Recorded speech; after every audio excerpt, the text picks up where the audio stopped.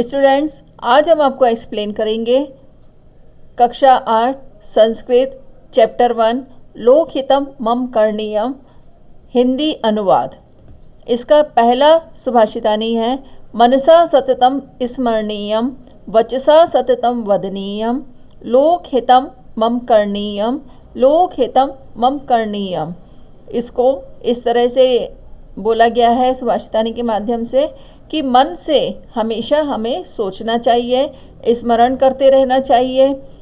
जो भी बातें हम बोलते हैं या बोलने से पहले और भगवान का नाम लेते हैं, ये सारी बातें जो अच्छी तरह से सोच विचार हमें करते रहना चाहिए मन में हमेशा। वाणी से सदा बोलना चाहिए, यानी मुंह से हमेशा हमें अच्छा बोलना चाहिए। हमेशा लोगों की भलाई के ही शब्द हमारे मुंह से निकलना चाहिए। संसार का कल्याण मुझे करना चाहिए, संसार का कल्याण मुझे करना चाहिए, यानी हमेशा हमें संसार में लोगों के कल्याण के काम करते रहना चाहिए। फिर सेकेंड है न भोग भवने रमणीयम न च सुख शयने शयनीयम अहर्निशम जागरणीयम लोकहितम मम करणीयम। इसको इस तरह से समझाने की कोशिश की गई है कि मुझे ना सुख देने वाले घर में रहना चाहिए, यानी जहाँ बहुत ज़्यादा सुख ना हो ऐसे घर में रहना चाहिए, और ना सुख देने वाले बिस्तर पर सोना चाहिए। मतलब बहुत ज़्यादा सुख देने वाले बिस्तर पर हमें विश्राम नहीं करना चाहिए, हमें दिन रात जागना चाहिए और संसार का कल्याण हमेशा करते रहना चाहिए। अर्थात इसको कहने का मतलब ये कहा गया है कि हमेशा हमें अपने सुख के बारे में नहीं सोचना चाहिए, हमेशा सिर्फ सुख रूपी बिस्तर पर, यानी सुख और भोग विलास की जो वस्तुएं हैं उसमें ही अपने मन को पूरे समय लिप्त करके नहीं रखना चाहिए। दिन रात जागना चाहिए का मतलब ये नहीं है कि आप रात भर सोए ना और दिन भर भी ना सोए। इसमें कहने की कोशिश ये की गई है कि हमेशा हमें जागृत अवस्था में रहना चाहिए, यानी मन से जागृत अवस्था में रहना चाहिए, हमेशा अवेयर रहना चाहिए, ताकि हमारे से या हमारे कामों से, हमारे वचनों से या हमारे किसी भी तरह की ऐसा व्यवहार ना हो जिससे किसी को चोट पहुँचे या दुख पहुँचे। इसलिए ये कहा गया है कि हमेशा जो सुख में रहना चाहते हैं, हमेशा सुख रूपी बिस्तर पर सोना चाहते हैं और भोग विलास में जो रहना चाहते हैं, वो हमेशा उनके कामों से, उनके व्यवहार से लोगों को चोट पहुंचती है, दुख पहुंचता ही है। इसलिए हमेशा सुख का ख्याल हमेशा मन में नहीं करना चाहिए। इससे निश्चित रूप से किसी न किसी को दुख अवश्य पहुंचेगा, जो कि कल्याण का काम नहीं होगा। इसलिए हमेशा कल्याण रूपी कार्य करते रहना चाहिए, अवेयर रहना चाहिए।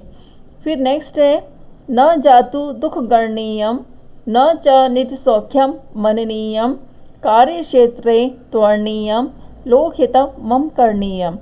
इसका मतलब ये है कि हमें कभी भी अपने दुखों को ध्यान में नहीं रखना चाहिए और ना ही उनको गिनना चाहिए, उनकी गणना नहीं करना चाहिए कि हमने जीवन में इतने दुख भोग लिए हैं और इतने दुख अभी हम भोगते चले आ रहे हैं।